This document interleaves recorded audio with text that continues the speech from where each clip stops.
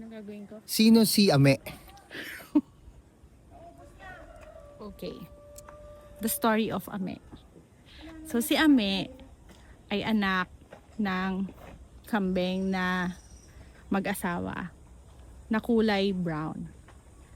So nanganak yung kambing ng tatlong anak.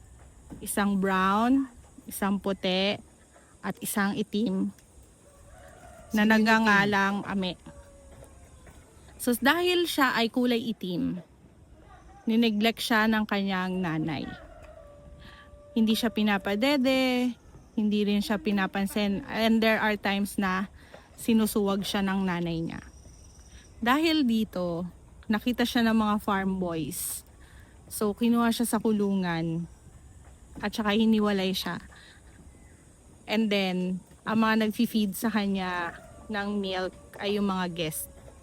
So, dahil doon, naging malapit si Ame sa mga guest. So, every time na may dumadating na mga guest, lumalapit siya until such time na tumubo na yung sungay niya. So, nung tumubo na yung sungay niya, dahil unconsciously, hindi niya naman alam na may sungay siya, excited pa rin siya kapag nakakakita siya ng mga guest. Kaya lang, dahil sa sungay niya, nakakasakit na siya. Tsaka nanunuwag na siya. So, hindi na siya pinapalapit sa mga guest after that.